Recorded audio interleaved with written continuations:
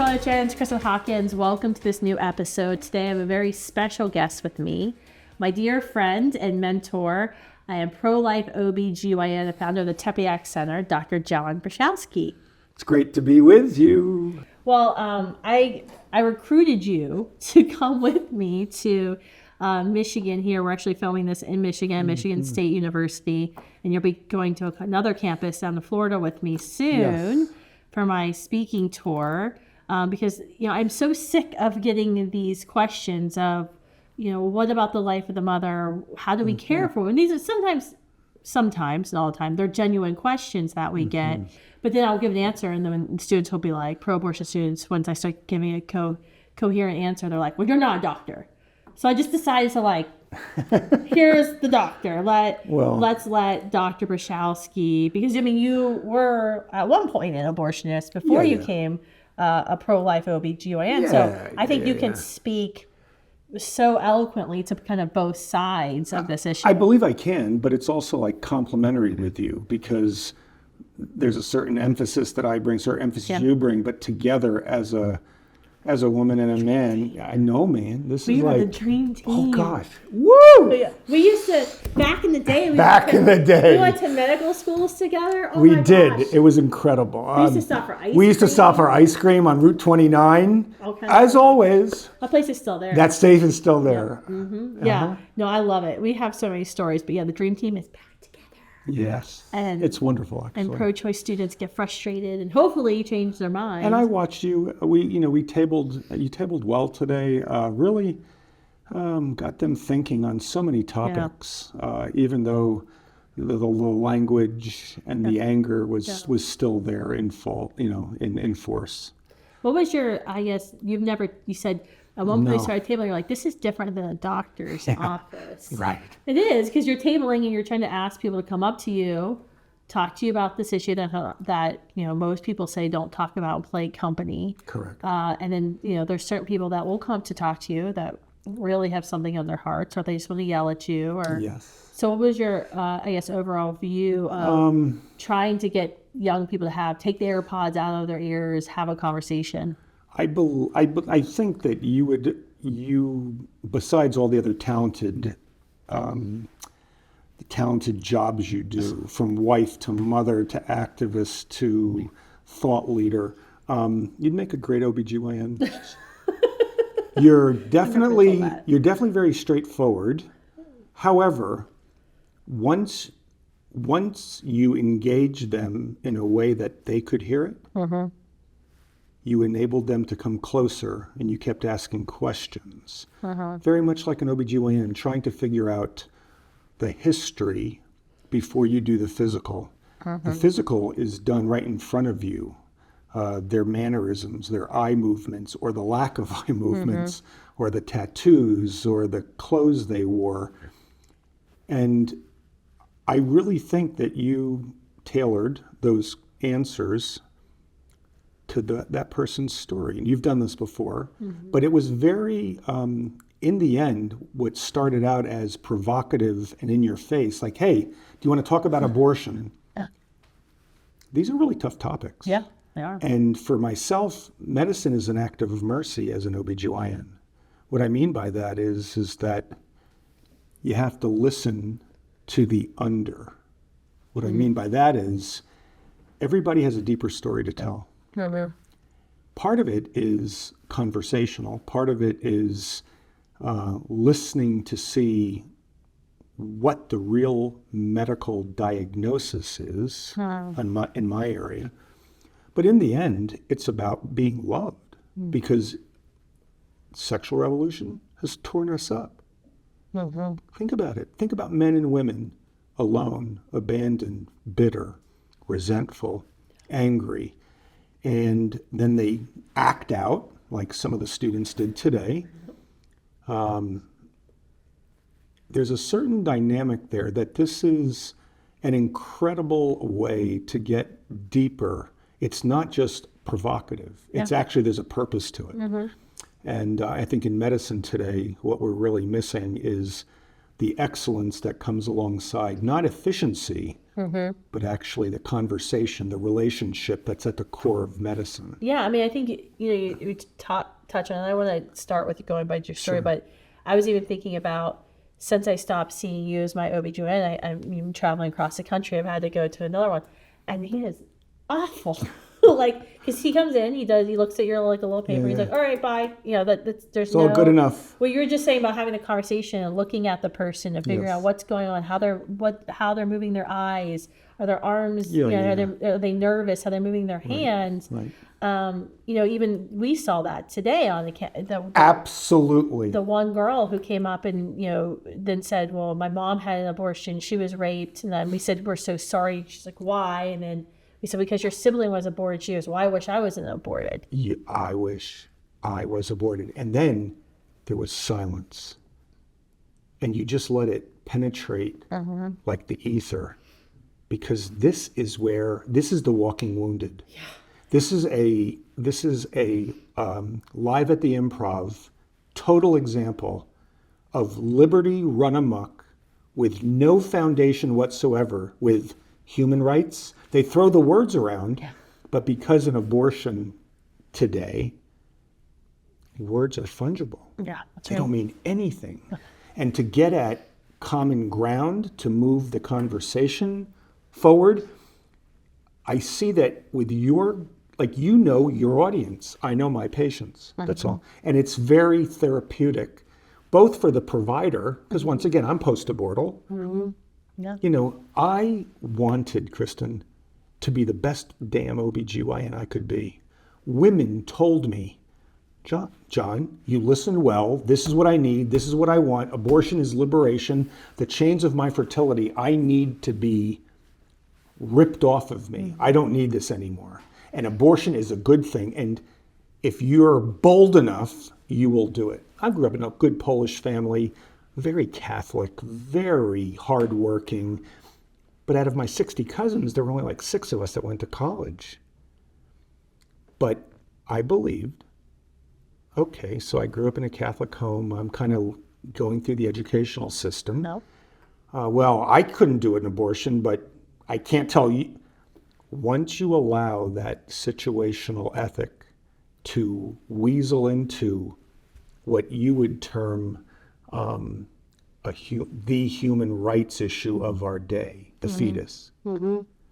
Every time you'd come back to it, they had no answer, because they got put into a corner of, well, I believe in human rights, but not.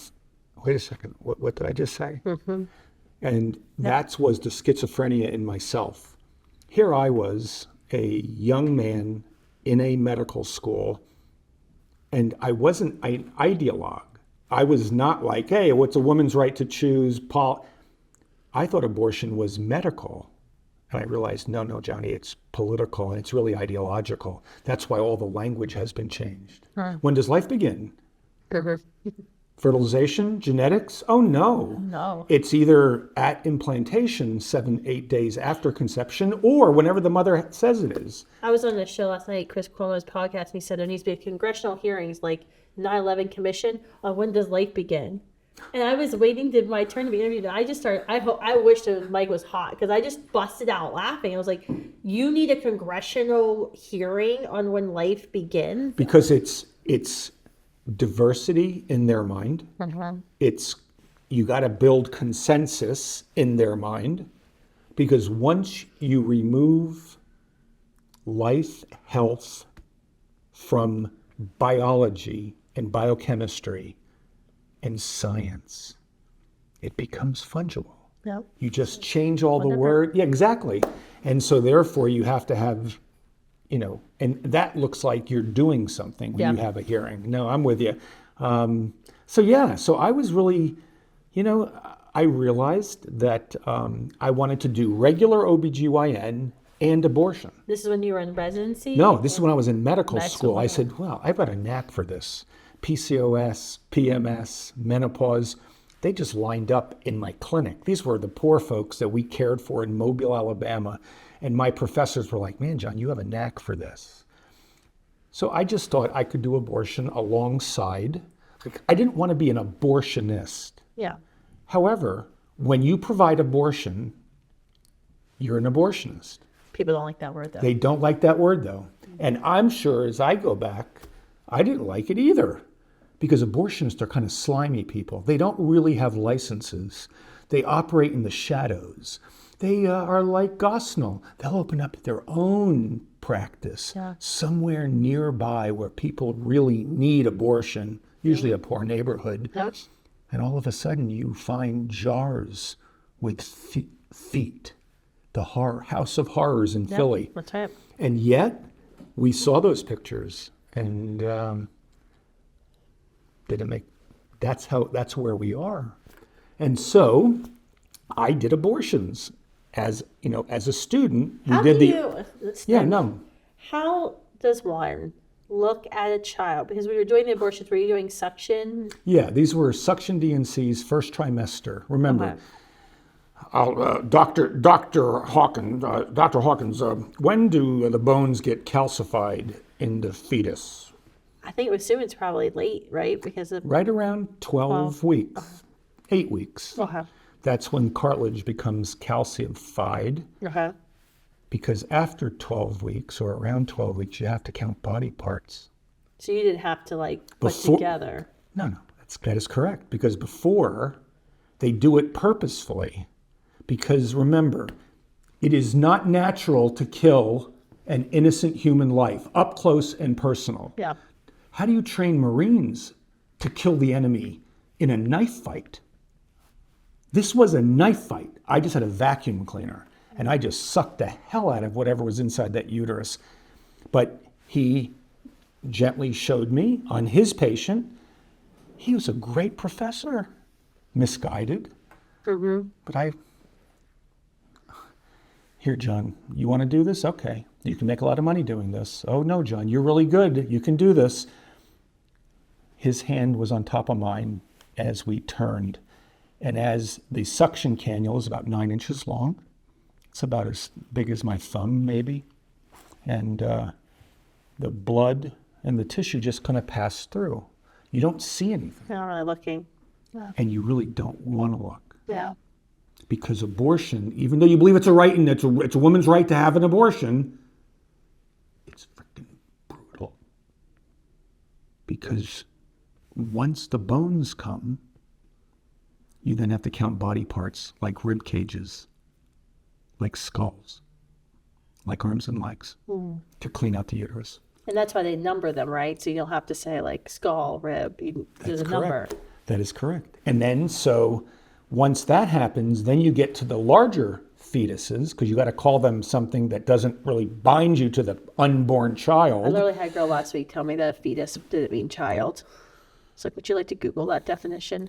Well, this shows the popular vernacular, right? In our world today, I am convinced that we can no longer communicate. When I say a word in medicine and mercy, the woman today goes, it's mercy killing.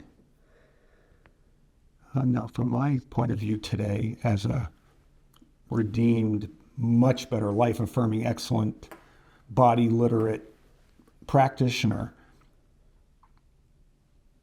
no, I say mercy, and that means compassion. That means walking with. That means accompaniment. That means going after the broken heart of the patient. Even if it's for a yeast infection, which is often due to stress, or sexual issues because of marital problems. I mean, the list goes on, because we've all been wounded by the sexual revolution for the last 60 years, and we're now bearing fruit. And so just like it took us 20 or 30 years to find abortion and breast cancer, because it takes about that long to go from screwed up breast tissue by the abortion, caught in limbo, to funky growth, to abnormal growth, to the beginnings of what we call DCIS, the early parts of cancer. And it takes that long. Can you imagine what's going to be like? Because we now have 60 to 80% of our patients who are not patients, but women who are getting aborted, it's now chemical abortion. It's medical abortion in the privacy of their own. They're seeing it. that leaves a lasting impression. So here I was as a doc. I then go to residency, and I'm now at a contraceptive research and development center. It's the Jones Institute for Reproductive Medicine at Eastern Virginia. And I'm doing first and second trimester terminations, doing D&Es, the dismemberment abortions, where you have to twist and pull and tear. And we were also training doctors how to do DNX abortions. And yet I was doing it alongside healthy GYN, good medicine. The hormones, the herbs, the holistic approach. And when you're involved and you don't see it, yeah, it was hard to do the first few times because I was raised better than this.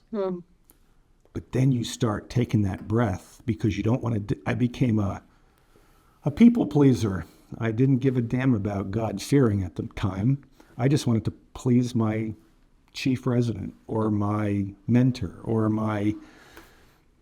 And there I was beginning to, because everything goes right through the human heart. Whether it's anthropology or whether it's medicine, psychiatry, love runs through the human heart. And it was becoming hardened because you have to steal You started out with the first trimester. Now you're into third trimester. Correct. DNX And then you start morphing into eugenic abortions. Oh, the baby's sick. Okay, well, but it's only got an extra small digit that could be removed by tying a string around. I don't want it. The mother dictates. So once again, not only do we have all this crazy change of definitions, 1973, Williams' textbook all of a sudden says life begins at implantation. Yep. Where did that come from? We didn't vote on it. It came from on high because the American College of OBGYN, HATECOG, is a political action committee. That's right. They are no longer a professional society. Yeah.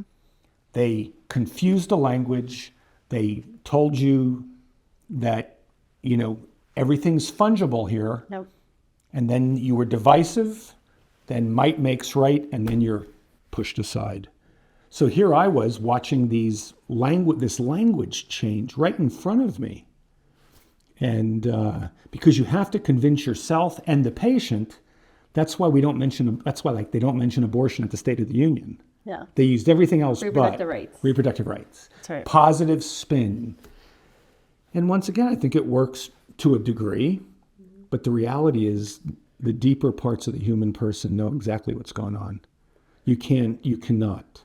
The anger we saw today, the anger that was there at the Supreme Court a few weeks ago, the bullhorns, the violent, abusive, vulgar language. Once again, full liberty without moral grounding leads to anarchy.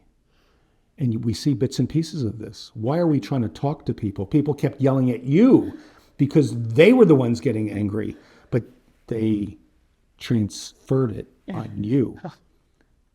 Someone yelled at me for smiling too much. Yes. Because murder, if abortion is murder, you shouldn't be smiling. Give me a break. Yeah, no. So you can see it. So you're committing abortions. How long did you commit abortions? So I did it for the first 2 years of my residency, meaning, I didn't do them exclusively, but whenever they showed up and a doc needed something done on labor and delivery, of course I'd be there. We were doing early deliveries. And believe it or not, I began to volunteer at a pregnancy center down the street in Virginia Beach. I didn't tell. While you were doing the abortions? Yes, because I saw a sign that says "We help pregnant women." Kind of. I was like, "Oh, that's what I do." That's how I got involved in the pregnancy center too. Just like we help pregnant women. Sure. I'm driving down. Right, I'm driving to the beach just to clear my head with my then future wife. Hey, let's pull in. Oh, dear Jesus, we're holding hands, and we're just, whoever comes through us tonight, Lord, we just want you to be with them and lead them. We want to lead them to you, and we want to help them get through this most difficult time, because it was back then, it was crisis pregnancy centers. Mm-hmm. But I wasn't man enough to tell them what I was doing.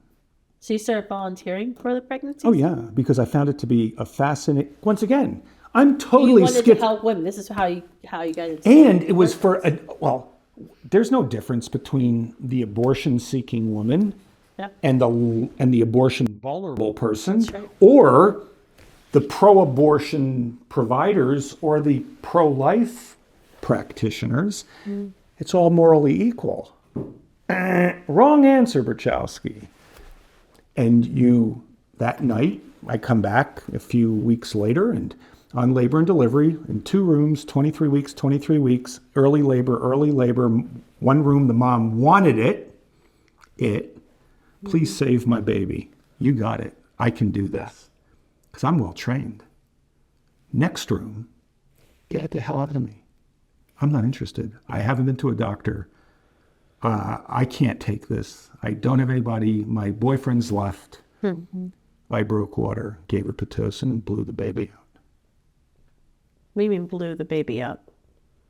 Blew the baby out. Blew the baby out. Meaning she was in early labor. She's 23 weeks. Baby was about a pound or so. But once you decide that the mother doesn't want the child and you don't want the child, you kind of stop doing your history and physical. You become a lesser quality doctor. I now know this because I've seen this enough. This child came out alive. It was a failed abortion. Why do you think it's a decision all of a sudden now between the doctor and the patient and the patient's family? Because everybody in that room wants the baby dead. That's the reason why. And this kid came out squeaking, wet. She wasn't hemorrhaging. I cut the cord, caught it in a metal bucket. The baby. The baby. And I simply found a lap pad, which is like a small towel, and I began to try to suffocate it. Why? Because it's merciful.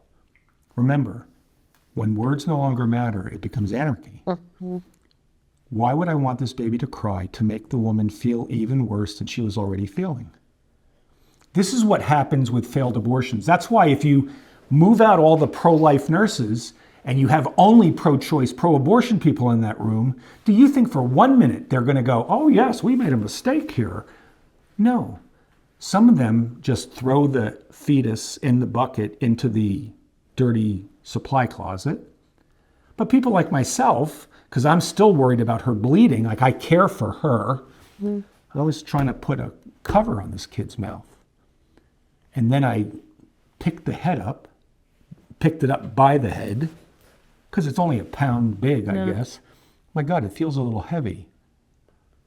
I threw it on the scale. It was 5 grams over 500 grams. I had to call the nursery, the neonatal intensive care unit. And that's what happened. All of a sudden, I had a failed abortion. The woman didn't want it. I didn't want it. The hospital didn't want it. And now I'm calling. Why did you have to call? Because over 500 grams, it's a person. That's the line. That's the line drawn back in Virginia in 1989. It's a patient that needs attention. It's no longer medical waste. Under 500 grams, that's why we can do abortions. Did that child survive? I believe so. Yeah.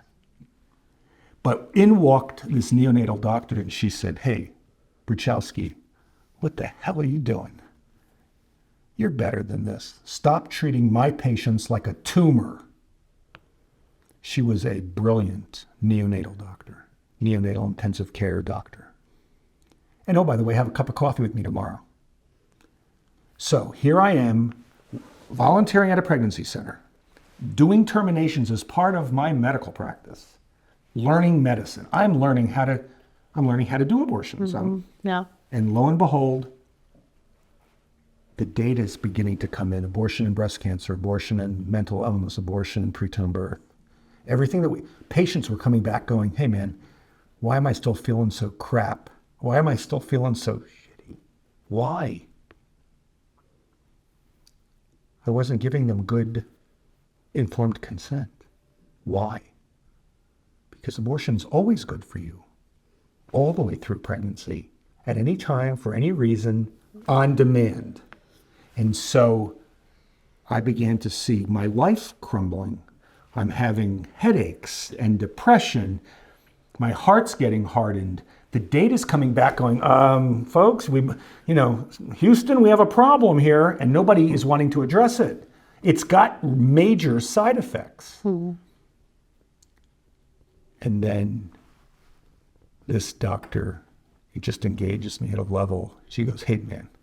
She goes, I know you're not a praying person now, but I think I remember talking to you once, and you grew up with, you need to really get your act together and go on a pilgrimage. My mother called up 2 days later in the same place, and I went. And while I was there, my life came tumbling down. That's what happened. But when I came back,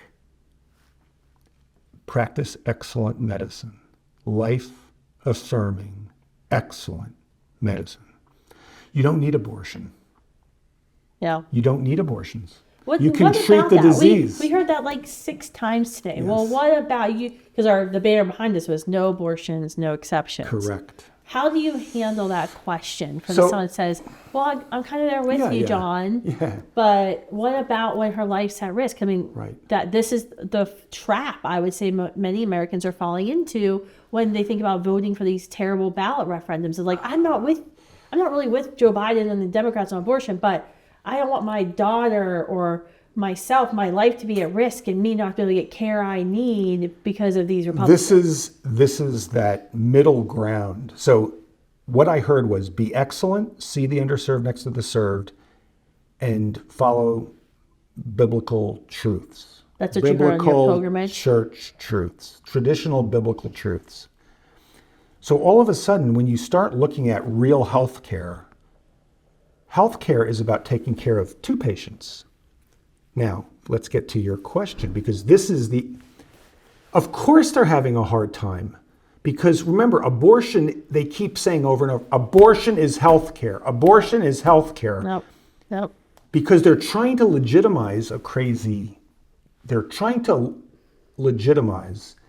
a brutal, violent surgery or poison and call it healing. That's right. Without getting to the real issues of why and how. Yep. It's like, okay, you come here, I can sign, I'll check off the box. I'm a vending machine. What do you want? You want a second trimester? Sure, I can do that. I may not agree with it. Well, my cousin has Down syndrome, but if you don't want a Down syndrome kid, yeah, I can get rid of it. And all of a sudden, that tension. So this is good medicine, always takes care of 2 patients. You make the diagnosis for 2 patients. Because by caring for the mother excellently, the baby always, because they're connected at that layer in the placenta, Middlebrooks layer, the placental boundary, the intimate connection of where human flourishing first happens in the safe space of a uterus that many of us call the fruit of a womb, so to speak. And so all of a sudden, you care for 2 patients always. Sure. Medicine has grown right next to abortion. But abortion never really grows. It just does things even worse. DNX abortion. Yeah, let's flip the kid to breech. Let's pull the kid out to the base of the skull. And then let's take a pair of scissors and open a hole up in the back of the skull. Why? Because it's safer. Doing 2nd and 3rd trimester abortions is much more dangerous. Isn't it like than every a vaginal? week Yes. every week you wait, it's like a certain percentage, like double digits. I want to say higher double digits, yes. And what happens? higher likelihood of death for her. Yes. And, it's not just, it's just, 1 in 10 women, 10% of all abortions done have complications. And of that 10%, 20% are life-threatening. Well, why is this? Well, because it's how we don't talk about, we don't count abortions. Yeah. We have no idea what No the numerator, national denominator, abortion there's no, exactly. I point this out literally in every speech I give. Because we hear these things like, well, where are you getting your facts from, your studies? I'm like, well, actually, a lot of times I pull them from Europe, where they actually measure abortion. Where they're actually measuring. And if you go up Northern Europe, like Sweden and Yeah. Yes. But once again, that doesn't translate. If they're Swedish too vaginas are homogeneous. different. I know Polish vaginas are not different. But that's a story for another day. I'm sorry, I didn't mean that. But I mean, that's like... Yes! I literally asked you one time, because It's not science. Like, that studies from China. I was like, how are uteruses in China any different than uteruses in the United States? Please tell me how Chinese uteruses don't count. Yes. And then the person was quiet because they realized it sounded racist to discount the Chinese woman. No, But yeah, we don't have the data. We don't have the data. We know it's dangerous. We don't have the data. We don't have the language. Oh, by the way, what you hear on an ultrasound at 6 weeks is not a heartbeat, because there's no valves and the heart's not fully developed. And as we all know in medicine, that everything is a process. I remember when they did this for IVF. Mm-hmm. It's not fertilization. That's not the moment. It's a process. In fact, What do you hear on the heartbeat? Is it really a heartbeat? Just to be clear. It is a heartbeat. Okay. Why do I know that? Because Stacey Abrams said mothers... it was misogyny. It was misogyny. Or the patriarchy. That's the sound of the patriarchy. You tell that to the women who come into my practice with 2 or 3 miscarriages. They are begging... to hear the heartbeat. Yes, and when they hear that... tears, noises, female Abrahams, female Rachels wailing, this is absolutely... They take reality of science. Oh, it's genetics? No. It's a gender. It's fluid. It's this or that. You're joking, right? It's a heartbeat. It's a heartbeat. And then they go on to say, oh, it's not really a heartbeat until 22 weeks. Ludicrous.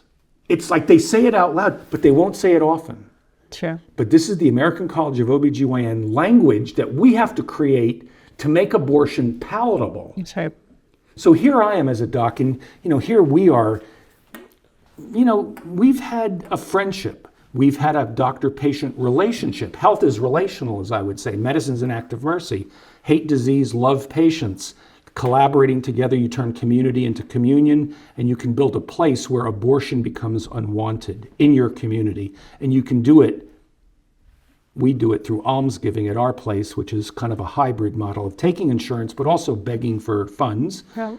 Well, we've been there 30 years. We've never had to do an abortion. We've never had to... I take it back. We've never had to directly kill a child to save the life of the mother.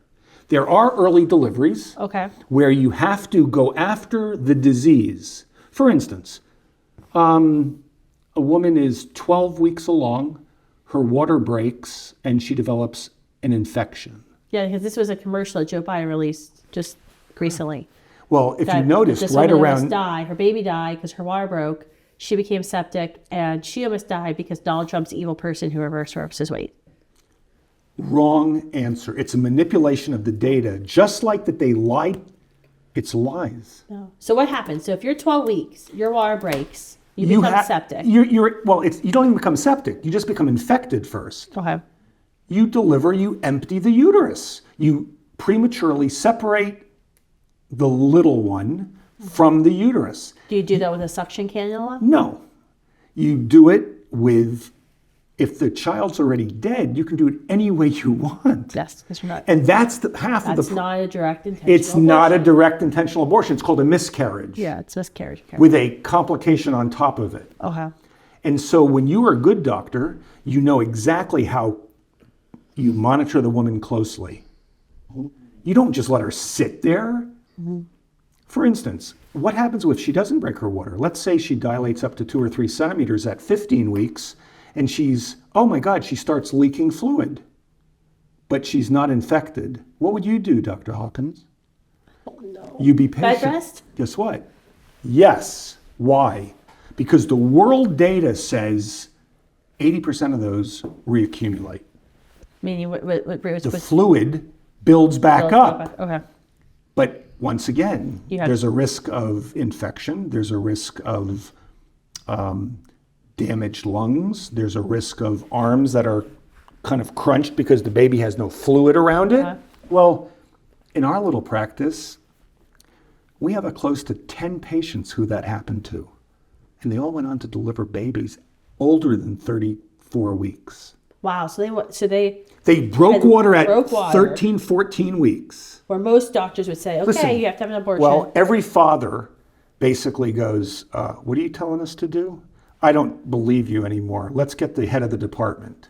They would get a second opinion, and they would say, oh, no, the risks are way too high. You need to terminate.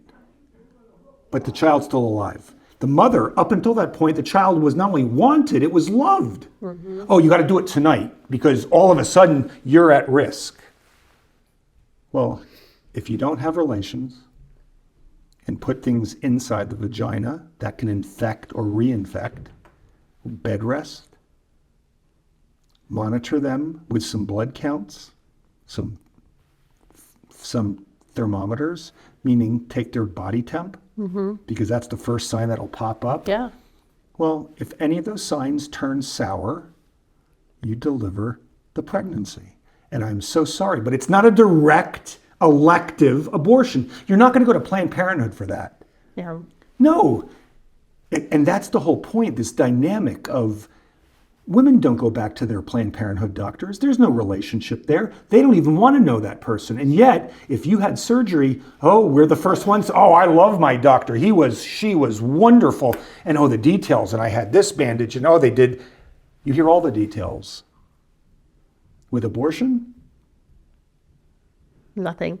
It's like the silence in this room. Yeah. Yes, absolutely. That's how you can tell. So when someone comes up to us and says, as a pro-life advocate, well, what about abortion? The mother's life is at risk. Would you say yes or no? Is there any circumstances where a woman needs abortion? It's medically necessary to directly end the life of the child? No. An elective abortion where you directly intend the life of the child is not needed. Why? Because if it's over 22 weeks, the lungs are already, it's viable. So we would deliver that baby either vaginally or through C-section and give it to the nursery. We would help with the kidneys if it was a kidney problem, or with the heart if it was a heart problem. You do good medicine. Now, before 22 weeks and 6 days, because remember, it's dropped almost 5 weeks in my 40 years of practice. 27. Just wait till artificial wombs come. Yeah. That's gonna change. Not that we should probably be not excited about that, but that's coming. That's gonna change the entire conversation. Because then what happens when you have a ectopic pregnancy, a child lodged in a fallopian tube, or a situation at 12 weeks that comes up with There's rupture membranes. So much, right. And you've got to find where the disease and the pathology begin and end. But the baby is not the disease. Bingo. Children, according to my training from the 70s and 80s and 90s, the CDC director called children sexually transmitted diseases. Yeah, but Obama administration said that pregnancy was a preventable disease too. That's how they got contraception and covered. embryos that are created in petri dishes, are they your children or are they your property? Do you love them? Do you love them or do you own them? Because it makes a damn big difference of how you approach it, depending on, do you freeze them? Do you waste them? Do you experiment on them? Do you pass them off? These are all real issues. And they all go together, because what happens is when you start blurring the reality and you eliminate language at its core in the medical field, you're in absolute freaking free fall chaos. And all of a sudden, a miscarriage where the baby's already dead becomes an abortion. Well, technically, it is an abortion. Isn't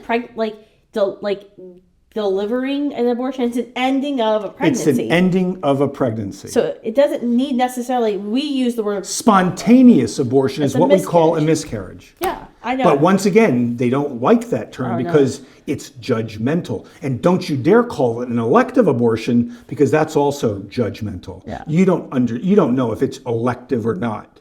Oh, no, you do. 97%, 94%, whatever that number is, are not due to health reasons. That's right. No, and you see, like on campuses or in the conversations, it's usually the 3% of abortions being used to justify all of them. Yes. And but then you've just rebutted that huge talking. But when you go after a difficult case before 22 weeks, and the blood pressure is either too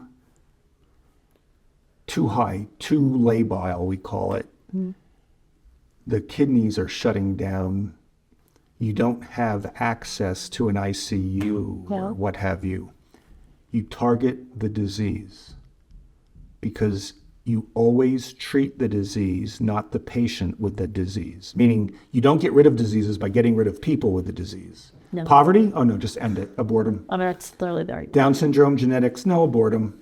Unwanted? Oh, abort them. And so early on, you target whatever treatment for the diseases. Now remember, at those early stages, the fetus, the unborn child, is pretty small. It doesn't take, you stay on top of it, you be a good doctor, and you treat the disease. And that's kind of Why how... do other OBGYNs want to do that? Why do they just say, Because I think part of it is that they're afraid of being sued, wrongful birth. Yep. When you start having, but once again, hi Kristan, you have a family history of X, and I don't even want you to ever get pregnant again. So you need to abort. Like, abortion all the time will prevent all disease. And so when you're working as a clinician, the best doctors make a good diagnosis, give you excellent medicine. They don't give you abortion as an answer to chronic renal failure. Yeah. Oh no, you're going to get well taken care of with electrolytes and fluids and medicine, and we might need to put you on a dialysis machine. Oh no, your lungs Might be a little bit more work. It might be a little bit more work, but once again, we try to get both patients as far along as possible. And then when you can't go any farther, you deliver the baby. And remember, most people realize that very rarely do these life of the mother exceptions occur. Because after 22 weeks, we deliver the baby. Because the baby's viable. And the baby can survive. And the baby can survive. And so, yeah. All right. I got another hard question for you. And then we'll close out. Okay. So today on campuses, you had a little treat. So not only did you get to witness Kristan trying to get people to have conversations about abortion, those conversations, but we got to meet some people who call themselves abolitionists. Oh. Who came up and were starting to ask questions, who generally would agree with, abortion's wrong. There should be no abortions. It's an evil. Would agree that we need to pass a National Life at Conception Act or see a constitutional amendment protecting life or 14th Amendment recognition protecting life, which is something we all agree on. But then the first question that I was asked was, why aren't you being biblically consistent in also saying anyone who commits murder should be punished for the murder? And she, in many cases, knows what it is she's doing. Yeah. What was you saw me have this conversation, but what would be your response to someone say, Dr. B, why aren't you being biblically consistent here? And if you're against abortion's killing a human life, then every single person involved in abortion should be held accountable for that. So I have always approached abortion as the woman is the victim. She's the patient. Remember, abortion is the last, how do I say this? Hold on a second. Abortion is the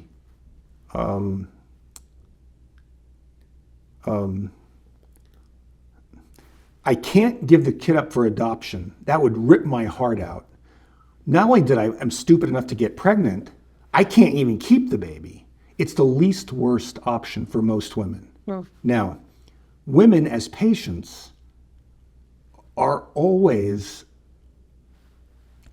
my patients, meaning there's so many complex factors that go into having the abortion. Most people are not ideological witches. I got pregnant so I can have the abortion because I just want to prove, well, maybe it can get that way. But it's usually the same people that want to show violent images outside of abortion centers, thinking that the reality, both visual and legal, being consistent, would make a difference. And I just can't wrap my heart around that. I'm about transforming hearts through healthcare. I'm not the politician. I'm definitely not the legal scholar. And I sure as hell can't judge. Do I know it's a bad decision? Absolutely.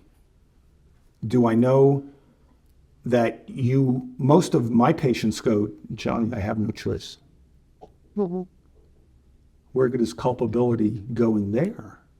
Especially in that moment of trauma. I mean, do you think PTSD is absolutely what's going on. Yeah. And you begin to see the pathways. And maybe it just wasn't the abortion. How many of my abolitionist friends who I kind of respect, I'm like, oh God, that makes sense. However, how many of them have come from alcoholic homes?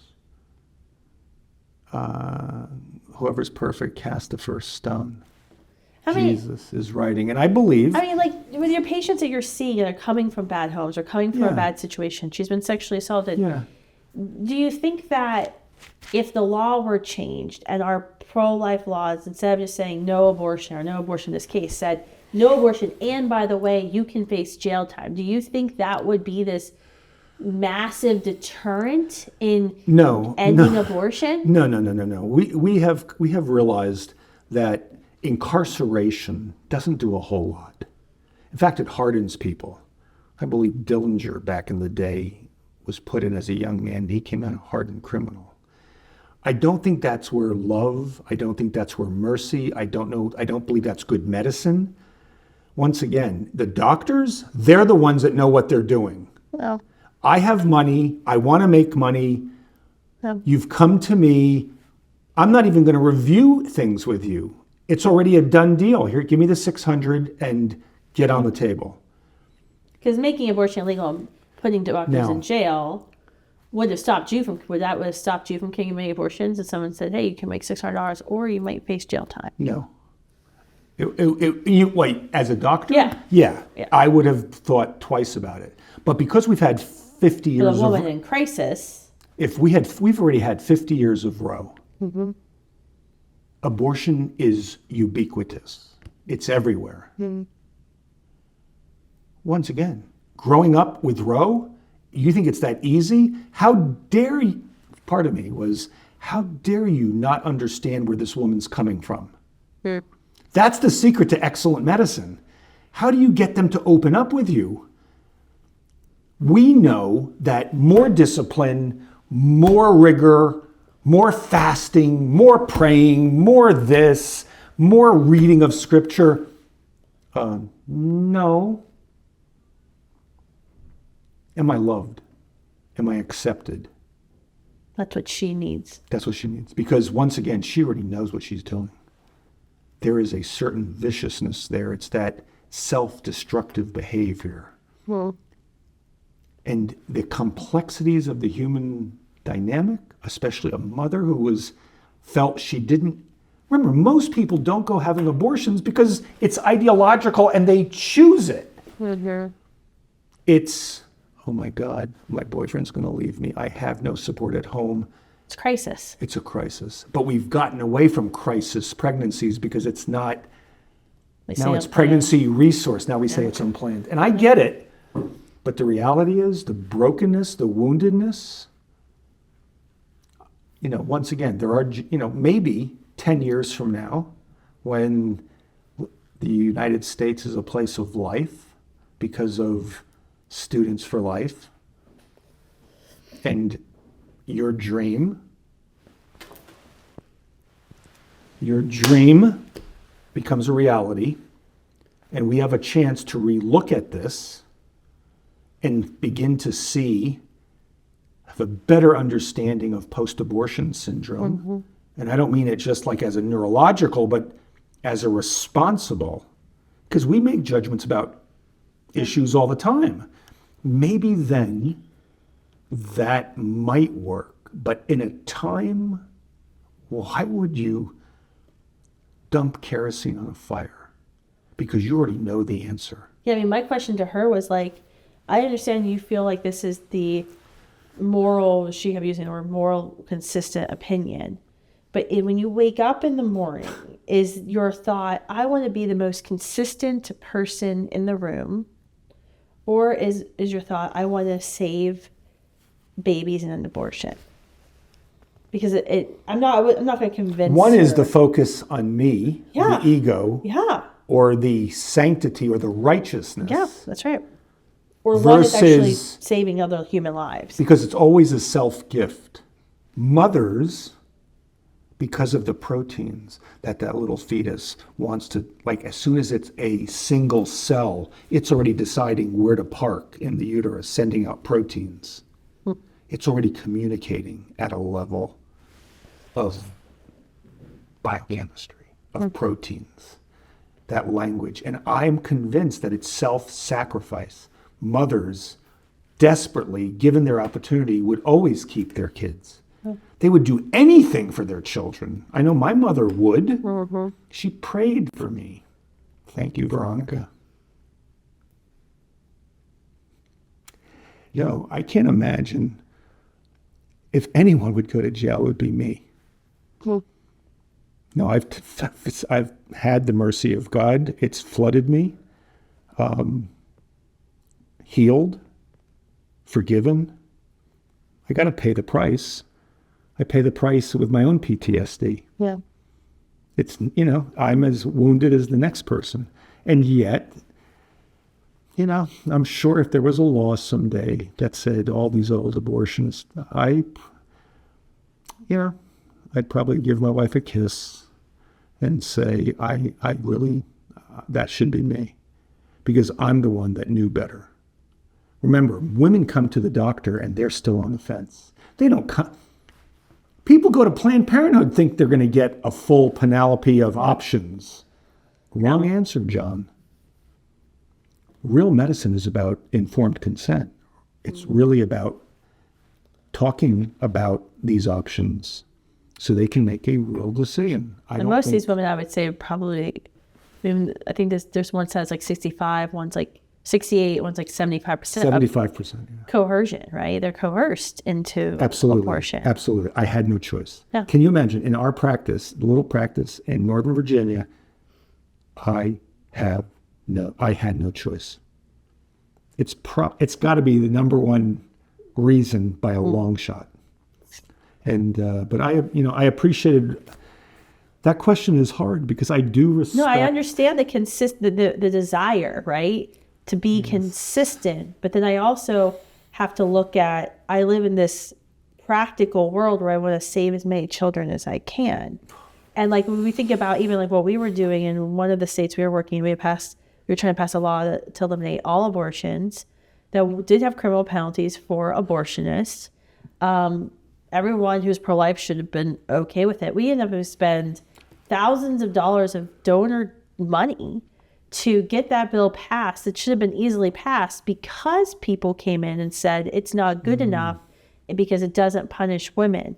And at the end of the day, I'm like, you were willing to blow up a pro-life bill that would end all abortions because you wanted to make this ideological point. Like, what did you want to do? Did you want to save lives, or did you want to stop the progress that we were making? And it's not like, we've made progress, but it's now back at the States. And it's whether we like it or not. It's a fist fight. It's a close combat action in every one of those states. And I just don't see that as for right now, and yet am I, do I practice abortion in my practice? No, I don't never need to do an elective, direct, intentional killing. If I have to, and there's a secondary effect where this child's going to be born early and will not be able to survive, you basically look at the mother, tell her what's going on, and walk with her through that pain. Yeah. That's medicine, that relationship. And, you do it well technologically, you do it well scientifically. But it's like arguing. I don't, It's interesting to hear people argue for it, because I just am like, what is going on, where you feel like you want to have these discussions about. I don't get up in the morning and think I want to talk about criminal punishments for people. I want to save babies. I want to save mothers. I want to restore mothers' relationship with their creator, because we think about what separates us more between us and God, and it's abortion. I've met those women, right, who have fallen away from their faith. And so why would our pro-life movement's vision or value to go to like criminal punishment? It's the same thing of the work that somebody might be doing to heal someone who's addicted to, I don't know, fentanyl or heroin or whatever, alcohol. My first inclination pornography isn't let's make it illegal with lots of jail sentences. It's like, what's going wrong with that person's life? How can we help them? And then, we should go after the person selling them these things and trafficking the fentanyl into our country. Right, and there's always a blend of science, disease, and behavior intertwined. Just like, people, for human flourishing to occur, the placenta implants in the woman's lining, the baby's placenta, and there's a single layer called Knitterbook's layer that just coats the two. So the fetal placenta and the uterine lining bond. And for 9 months, that's how children get rid of used products and take in nutrients. And then all of a sudden, at delivery, after the child delivers, for the most part, it then begins to break apart, and so the placenta follows. That intimate connection is really, it gets to the heart of how you're walking on sacred ground there. This is mercy personified. We are participating in God's creative act of creating new life. And in the middle of that, we add a jail sentence if we didn't quite have whatever we needed to not do it. I just don't think we're there yet. We're still battling it out state to state, and we're convincing people that the child in the womb's alive, for example. Yeah. Thank you for everything. This was a great conversation. Oh, please. We have to get wrapping up because we have to go to campuses and speak. That's right. And have you make your debut again. Oh, please. Now that the dream team's back together. But I want to thank you, Dr. Bruchalski, for all that you do and your heroism and choosing to become the most excellent doctor you could be and saving lives and being this. You all don't know, but Dr. Bruchalski, Dr. B, is like this mentor to future pro-life physicians across the country who look to him and say, how do I do this? How do I not fall into what, maybe my mentor or my professors are telling me in medical school? So Dr. B is widely sought out across the country. So where can people follow you? We are ramping back our social media in the near future. That's why I started saying it, because I was like, do you still have it? I don't know. What happened is it's all working out just perfectly. It's coming up in the very near future, but they can go to info@divinemercycare.org. Okay. That's all one word, or Dr. D.R.J. Bruchalski @divinemercycare.org. And absolutely reach out if you know of any patients, providers, practitioners who just need a little bit of accompaniment. And stay tuned to Operation Bigfoot and Project Pelican in the very near future. Awesome. I love it. Can't wait.